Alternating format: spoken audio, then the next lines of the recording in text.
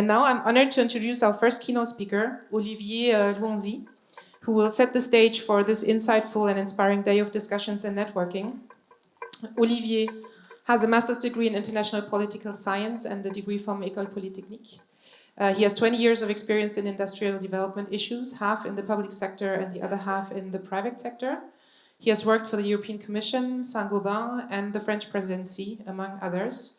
He also served as the first delegate for the territories of industry for the Minister of Economy and Finance. Currently, he is responsible for coordinating industrial policies, economic sovereignty, and security of supply at Strategy and the entity responsible for strategy consulting in the PwC network. He is also a senior fellow to the ESCP Business School, member of the advisory committee for La Fabrique de l'Industrie, member of the honor committee for collective startups Industrielles France, and a member of the advisory committee for BPI France Le Lab. So let's embrace the power of opening doors, forging connections, and working together towards a brighter future for the European tech ecosystem. Thank you and have a nice day. I feel good. I knew that I would not. So good. So Thank you good. very much. Thank you for the introductions. I have to, in 20 minutes, to tell you how will future champions look like in Europe. That's super challenging. So I will try to do it. This is prospective work, so I might be wrong, but the goal is not to be right, but just to share ideas on how the world could go on and Europe could go on in the next years or decades. The first things to be said is that we are changing paradigms. We are changing societies. Never forget that. Two major things we should always have in mind when we think forward. The first one is that our societies was looking for domination of nature. That's a search we have since the first industrial revolution.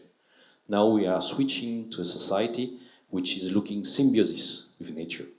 A total change of paradigm. The second point is that we have lived for decades in what I call the WTO world, free trade. And now we have back geopolitical tensions coming. I don't say that international trade will stop completely, but it will certainly slow down. And just to give an example, is that sharing technologies will be harder than it was before. And we start to see that with some constraint on some technologies to be shared and some regulation being made on that. This is the two mains, but this is not all the changes which are affecting our companies. I will quote some of them, and the list is not exhaustive. Digitalization and artificial intelligence. Resilience of supply chain as a consequence of geopolitical tension.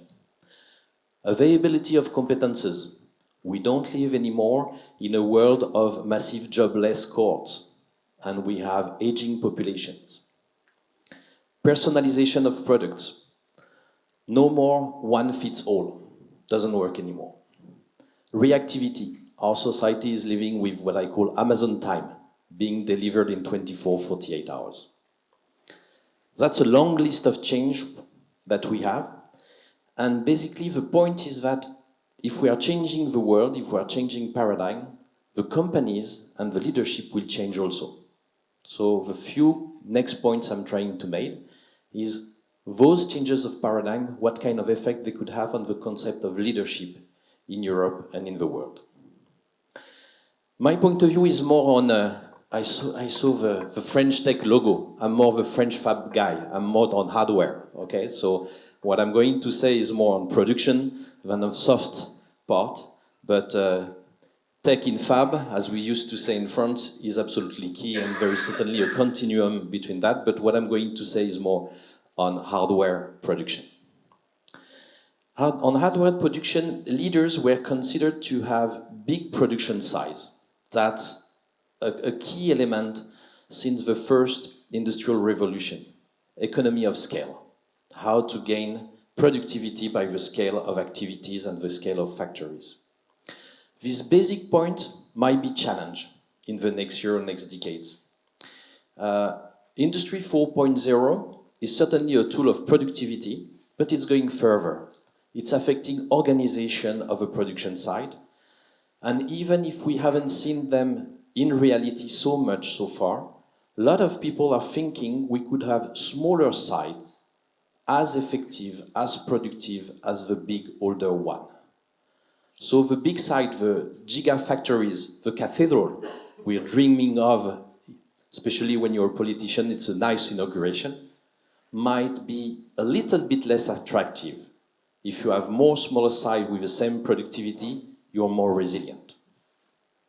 First point. So the size of a production site might not be a criteria of leadership over domination.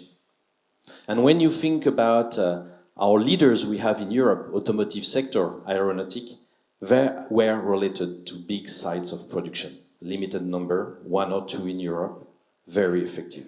Change of paradigm, first one.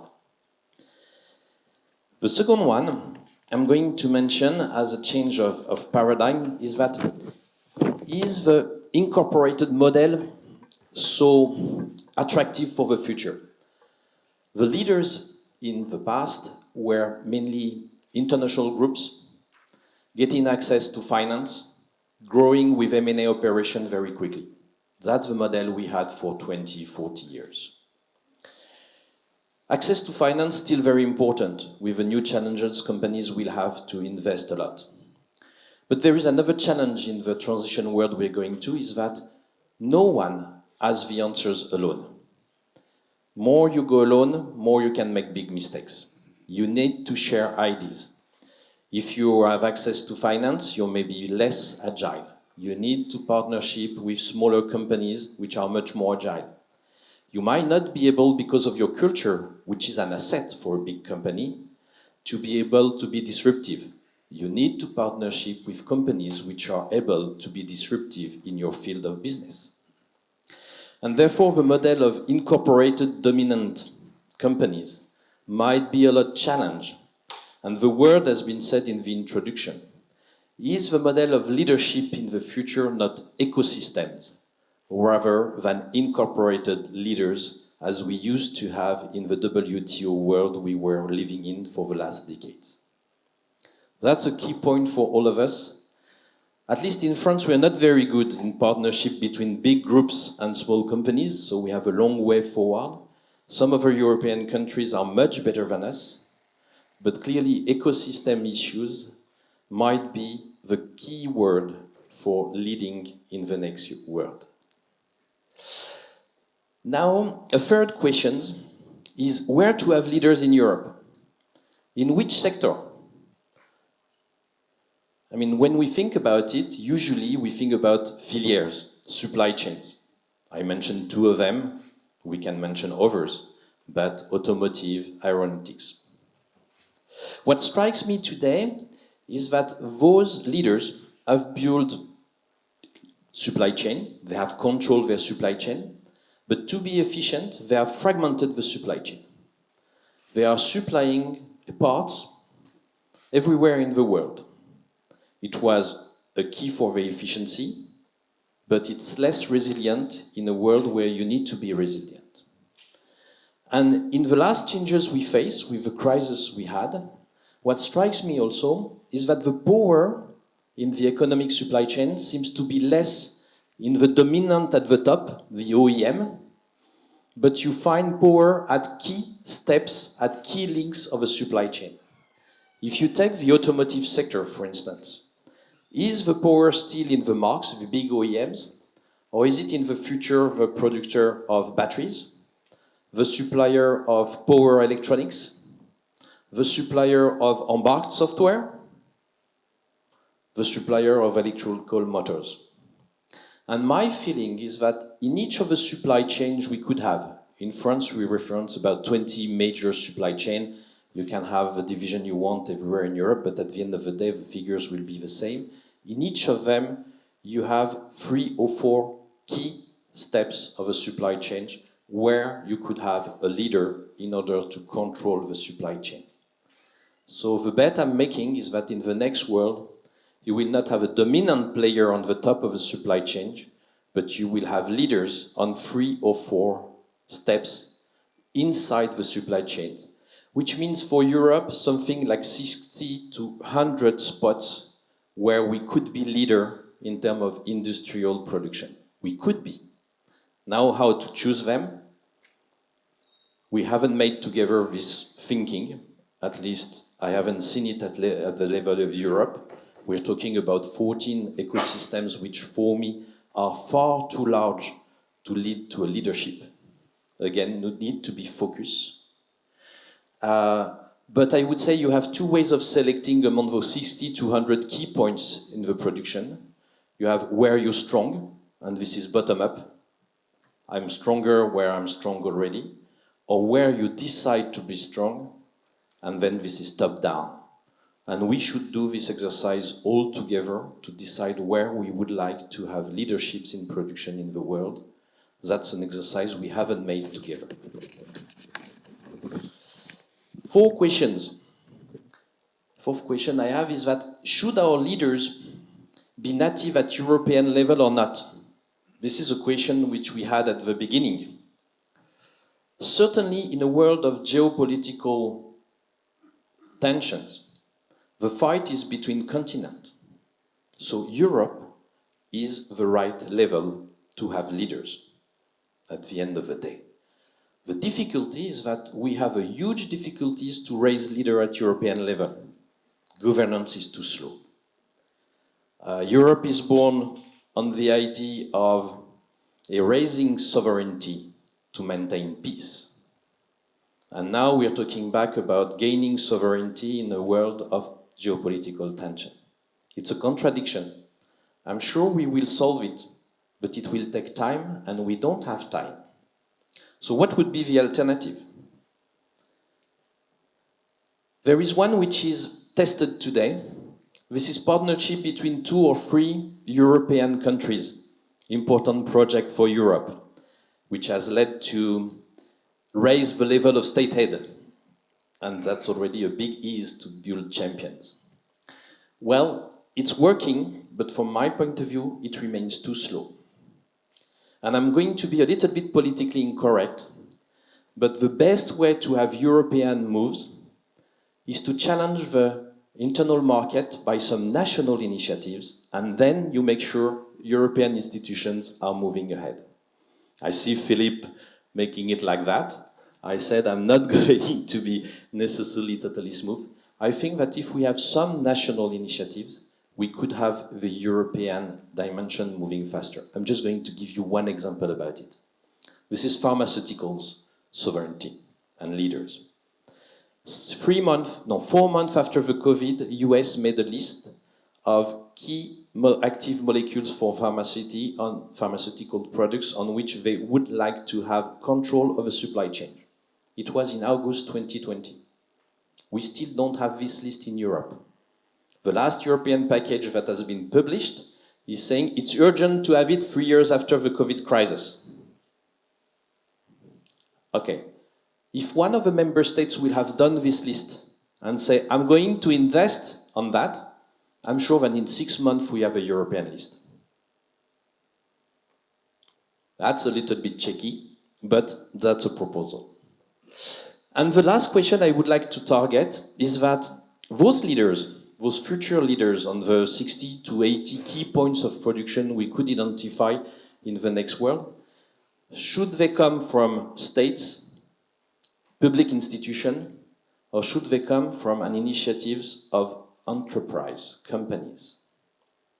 What strikes me also in my experience is that the public power has lost ground in the technological evolutions.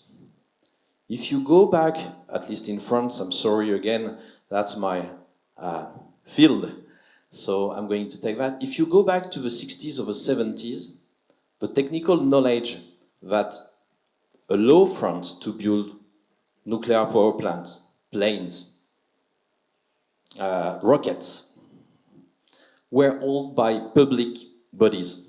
CEA, CNES, CNET, DGA, that's our acronyms. This is not anymore the case. The technical knowledge is in enterprise, has shifted during those decades. So the understanding of the consequence of it has also shifted.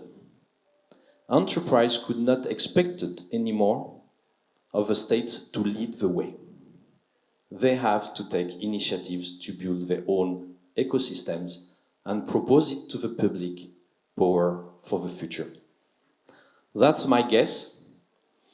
I'm hoping in showing this way on how European leaders could be built in the future to be right, for a simple reason which has this part of cynicism, is that if we maintain the model of dominant incorporated companies in the legal and financial system, so the old model of leaders, in the current legal and financial system of Europe, I'm mentioning competition law, total free trade approach, with no reciprocity with other parts of the world, tough financing of risks.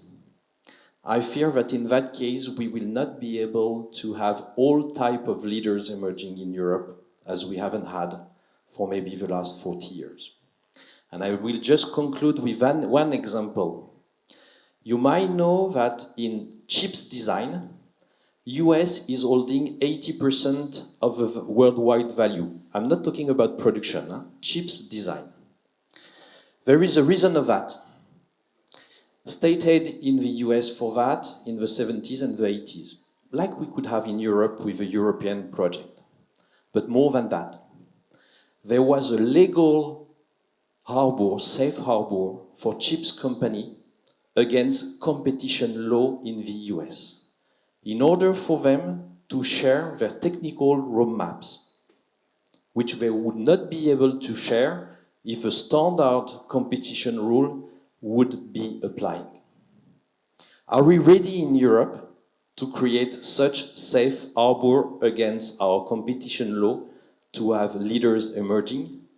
Maybe in 10 years, maybe in 15 years, but I fear it will be too late, so we have to find another way. Thank you very much.